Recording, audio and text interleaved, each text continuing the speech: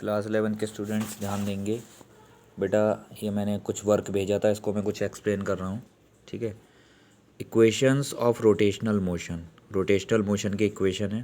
पहले हम फर्स्ट जैसे कि इक्वेशन ऑफ मोशन होती है, ठीक है ना, उसको ही उसमें जो टर्म्स हैं, जैसे एक्सेलरेशन को हम ए से शो करते हैं, यहाँ पे हम एक्सेलरेशन को अल्फ़ा से शो कर रहे हैं। वेलोसिटी को हम बी से शो करते थे, बी और यू से, यहाँ पे ओमेगा से कर रहे हैं, ओमेगा और ओमेगा नॉट से, ठीक है, एंगुलर वेलोसिटी।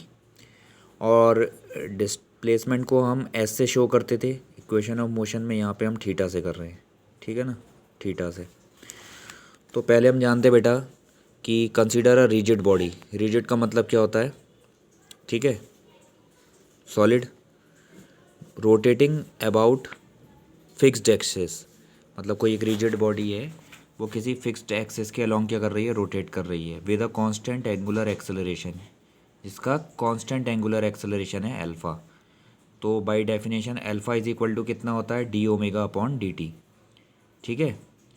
क्योंकि मैंने इंस्टेंटेनियस वैल्यू लिया तो इंस्टेंटेनियस एंगुलर एक्सेलरेशन हो गया ना, तभी तो मैंने D omega upon d T लिया है ना।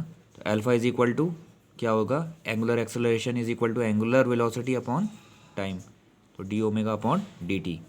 क्रॉस मल्टीप्लाई कर देंगे, d omega is equal to alpha d t. पहले first of all time zero होगा, then omega is equal to कितना हो जाएगा, ओमेगा नॉट। जब टाइम ज़ीरो होगा तो पहले क्या होगी, इनिशियल एंगुलर वेलोसिटी होगी ओमेगा नॉट, और जब टाइम टी होगा तो जो omega is equal to omega ले लो, फाइनल एंगुलर वेलोसिटी। अब हमने इसका इंटीग्रेशन कर दिया इन लिमिट्स के अलोंग। ये डी ओमेगा है, इसमें डी ओमेगा में हमने लिमिट ली है, lower limit omega naught, upper limit हमने ली है ओमेगा डी ओमेगा। इंटीग्रेशन यहाँ पे हमने टाइम के रेस्पेक्ट में कर रहे हैं ना, एंगुलर एक्सेलरेशन का इंटीग्रेशन। तो यहाँ पे हम लिमिट लेंगे ज़ीरो से टी, ये वाली ज़ीरो है लोअर लिमिट, टी है अपर लिमिट। अल्फ़ा हमने बाहर ले लिया इंटीग्रेशन के बाहर, क्योंकि हम टी के रेस्पेक्ट में कर रहे हैं इंटीग्रेशन, इसलिए अल्फ़ा का कोई यूज़ नहीं, हमने बाहर ले लिया। तो हमने क्या कर दिया, वन बचा यहाँ पे। जब हम वन का इंटीग्रेशन करते हैं तो जिस टर्म के रेस्पेक्ट में कर रहे हैं इंटीग्रेशन वही टर्म आ जाता है, तो टी आ गया यहाँ पे, ज़ीरो से टी लिमिट रख दी। अब हम ये लिमिट रखेंगे upper limit minus lower limit, ठीक है ना, upper limit minus lower limit, omega minus omega naught is equal to alpha, upper limit t minus का लोअर लिमिट जीरो, तो omega is equal to omega naught इधर आ जाएगा plus alpha T, ठीक है। इसी तरह से हम सेकंड इक्वेशन ऑफ मोशन करते हैं। तो हम जानते हैं angular velocity is equal to कितना होता है, एंगुलर डिस्प्लेसमेंट अपॉन टाइम। तो यहाँ पे हमने D theta upon d T ले लिया, क्योंकि हम इंस्टेंटेनियस वैल्यू ले रहे हैं, ठीक है ना, एट एनी इंस्टेंट, इसलिए हम d theta upon d t लेंगे, ठीक है ना। लेकिन जो फॉर्मूला होता है angular velocity is equal to angular displacement upon time, क्योंकि हम पर्टिकुलर इंस्टेंट में ले रहे हैं, इसलिए d theta upon d t. Cross multiply कर देंगे, d theta is equal to omega d t, ठीक है। ये थोड़ा सा ज़रा पेन से जो है गलती से कट हो गया, इसको कट मत मानना, ठीक है ना। तो अब हमने वही लिमिट ली इसमें। पहले जब टाइम ज़ीरो है, t is equal to zero है टाइम, तो theta is equal to zero है, यानी डिस्प्लेसमेंट ज़ीरो है। और जब टाइम क्या हो जाएगा, टाइम टी है, ठीक है ना, जब टाइम टी है तो थीटा कितना हो जाएगा, थीटा ले लेंगे हम। तो हमने इंटीग्रेशन कर दिया इन लिमिट के अलोंग, ज़ीरो से लेकर theta D theta, integration zero से लेकर टी ओमेगा डी टी, ठीक है। इसका ना इंटीग्रेशन कर दिया, इसका कर दिया ज़ीरो से लेके थीटा, और इसका कर दिया इंटीग्रेशन ज़ीरो से लेके टी, ठीक है। ओमेगा की जगह पे हमने वैल्यू रख दी first equation of rotational motion, ठीक है, omega is equal to omega naught plus alpha t रख दिया हमने। अब हमने इन टर्म के अलग अलग इन टर्म्स के साथ में इंटीग्रेशन का टर्म ले लिया है, ओमेगा नॉट इंटीग्रेशन ज़ीरो से लेके T D T plus alpha integration zero से लेके टी टी डी टी, ठीक है। यहाँ पे हमने डी थीटा का, यहाँ पे वन है, थीटा के रेस्पेक्ट में हमने इंटीग्रेशन करा है, थीटा आ गया, अपर लिमिट लोअर लिमिट, माइनस का ओमेगा नॉट, यहाँ पे वन का हमने इंटीग्रेशन करा है टी के रेस्पेक्ट में, तो टी आ गया, अपर limit lower limit plus alpha, यहाँ पे टी की पावर कितनी है, वन है, तो फॉर्मूला होता है टी की power n plus one upon n plus one, यानी t square upon two, upper limit lower limit, value put कर देंगे, थीटा माइनस का 0, upper limit minus lower limit is equal to omega naught, upper limit minus lower limit is equal to alpha by 2, upper limit minus का lower limit, solve करके आ जाएगा theta is equal to omega naught t plus half alpha T square.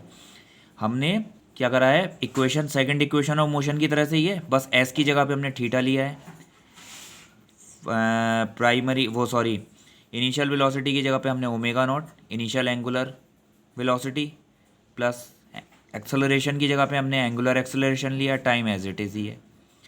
इसी तरह से अब हम third equation of motion निकालेंगे, रोटेशनल मोशन।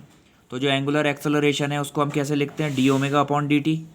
ठीक है, हमने क्या करा, थीटा डी थीटा से हमने न्यूमरेटर और डिनोमिनेटर में ऊपर मल्टीप्लाई कर दिया, तो D theta upon d T की जगह पे क्या रख दिया हमने, ओमेगा, तो d omega upon D theta into omega.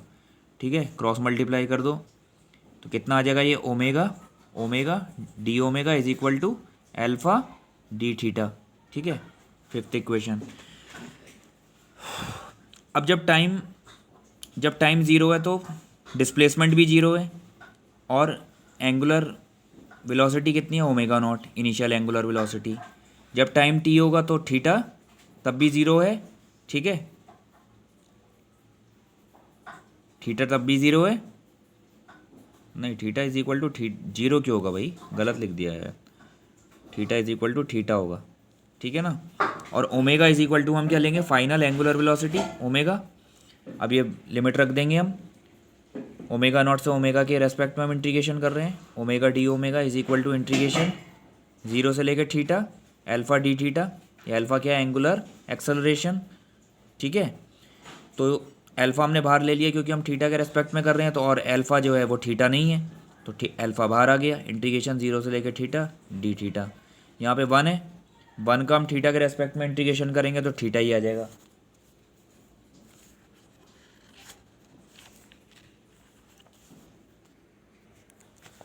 तो कितना आ गया बेटा, ये ओमेगा स्क्वायर अपॉन 2, क्योंकि ओमेगा की पावर 1 + 1 अपॉन 1 + 1 यानी ओमेगा स्क्वायर अपॉन 2। लिमिट है upper limit lower limit is equal to alpha theta, upper limit lower limit, value रख देंगे upper limit minus lower limit is equal to alpha upper limit minus lower limit. तो omega square 2 की multiply LCM लेके इधर multiply कर दिया, omega square minus omega naught square is equal to 2 alpha theta. तो ये आ गई third equation of rotational motion.